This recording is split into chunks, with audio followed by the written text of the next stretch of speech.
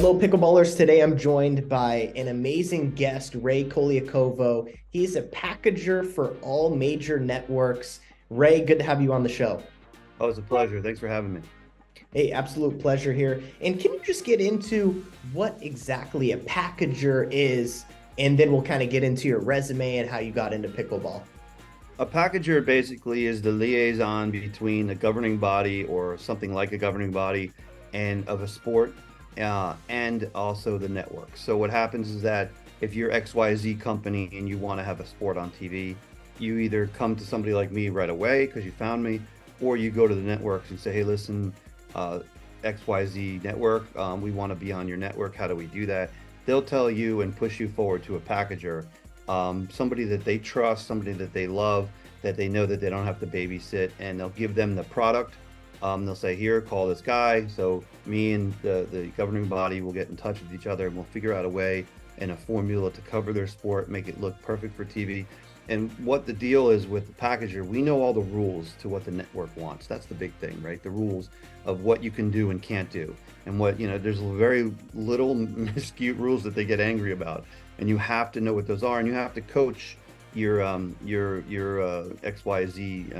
governing body to make sure that they do the right thing. And so at the end of the day, the network's not calling me up and saying, hey, what the heck did you just do? So that's what it is. It's helping a sport like pickleball or whatever sport it is get on a network. And then each network has their own qualified packages that they like. I'm one of them for many different networks, but there's probably a handful or a dozen of me in the United States that actually do this at the level we do it at. Now, I'm not talking about the streaming world. I'm talking about the linear TV world, the little higher end of television production. Wow, that's incredible. And you've done just about every event there is. I want to draw viewers' attention to the back of your office there. Could you tell everyone what that is? It's super impressive. Yeah, those are so what happened is that if I get out of the way a little bit, there's a square in the middle there. That was the beginning of my career in sports or in just network TV, television. Um, and what happened is my wife did that for an anniversary. Took all my first credentials and put them in there. I have Super Bowls and World Series and Olympics and stuff in there that I did. And what my mom and my son thought it would be cool is to take all the credentials that I had, and I've kept probably like 50, maybe 60% of them in a bag. Let's put them on the wall. And that's what it is. They're all credentials that I've done on the wall, and my whole office is covered basically with credentials and mic flags, and you can see some mic flags over my shoulder here and different networks. But that's what those are. Those are credentials of all the different events that I've been. And I have another drawer full of them that I've done.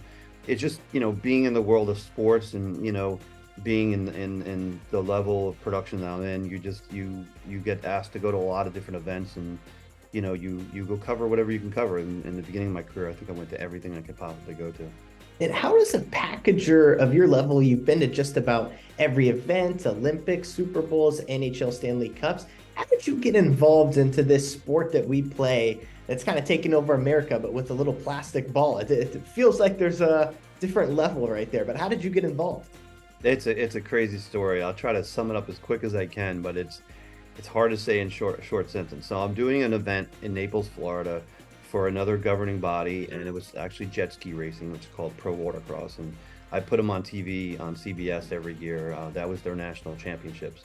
So the city forwarded my name to two nice ladies at the time, and they called me up, and I was actually headed to another event at the time, and this lady called me and started asking me all these questions. Hey, we're in Naples. We want to be on TV.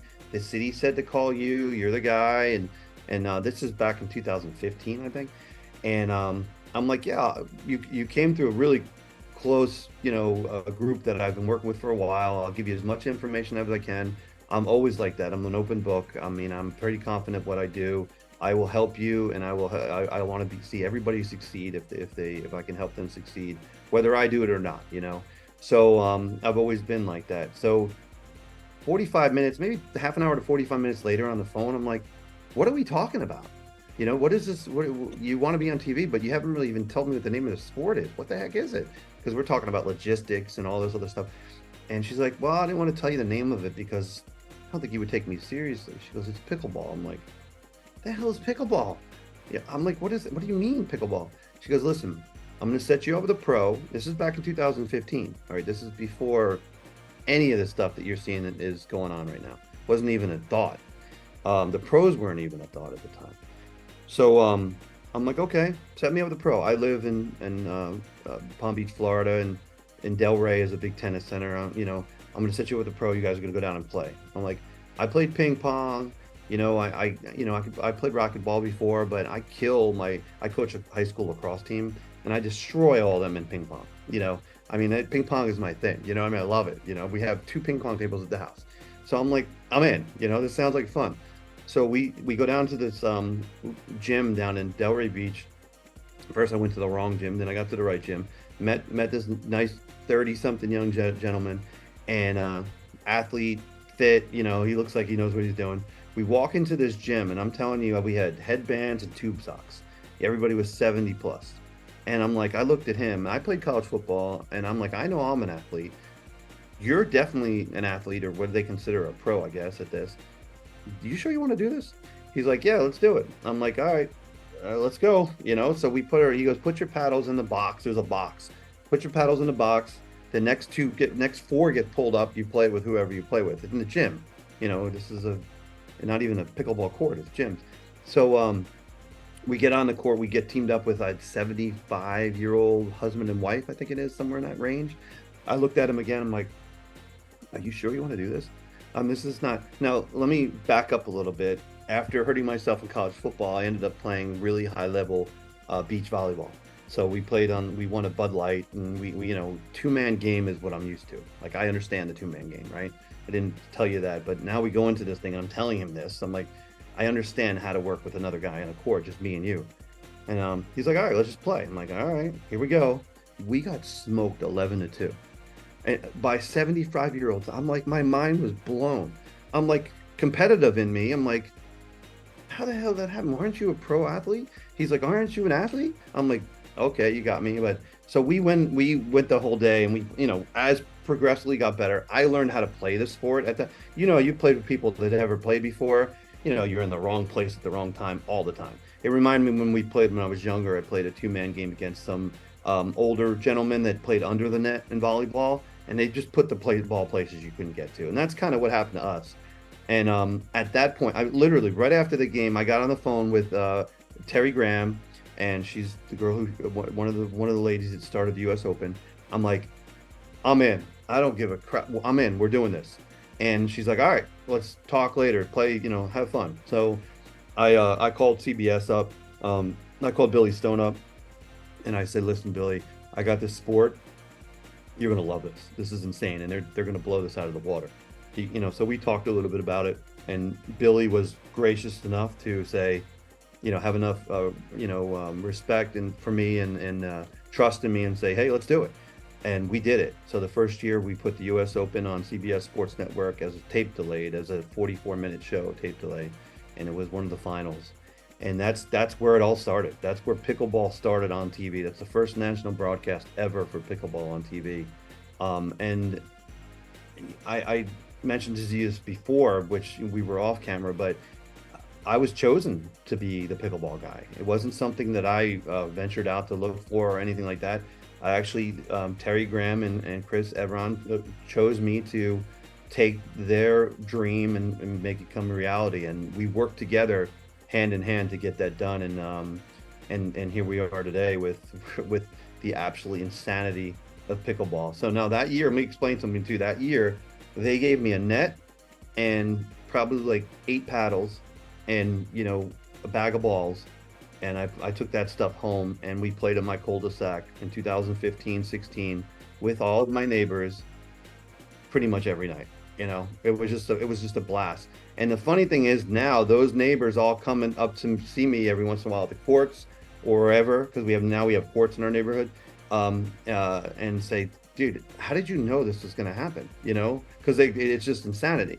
And I'm like, I didn't know it was going to happen. It's just what we did and how we brought it to the world in the sense of CBS Sports Network, Chris and Terry and me, and decided to do that. And there was also another company there too as well that was doing a little bit behind the scenes stuff that helped out as well. But we won't get into that. It was it was an amazing experience.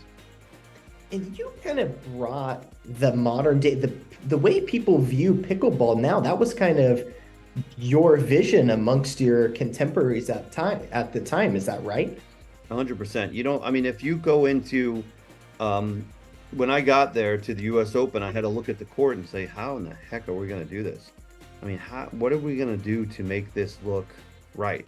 And how are we going to how are people going to be able to follow what's going on in the no volley zone, and, with the kitchen. So I said, well, let's lock off a camera there. Let's lock off two cameras there. Let's see what it looks like.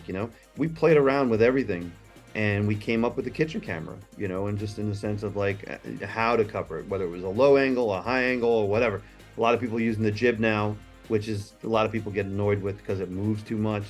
I think it's good, but the challenge with pickleball and what people want to see is and the people that are playing it want people to understand how fast that ball moves. So it's really only able to see at side angle, which is a kitchen camera or somewhat of a kitchen camera scenario.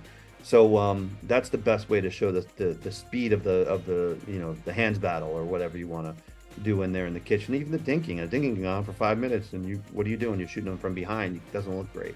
So that's the difference between tennis and actual pickleball itself. So, but yeah, we designed exactly where to put all the cameras. And everybody follows suit. Everybody that covers pickleball today watched our broadcast or has seen our product and say, we need to emulate this. I'll tell you a funny story, how I got involved with PPA. One of a good friend of mine, Grant Garcia, who's out on the West Coast, he got connections with the people that were running the PPA at the time. And they were infant league too. They weren't even on national TV at the time.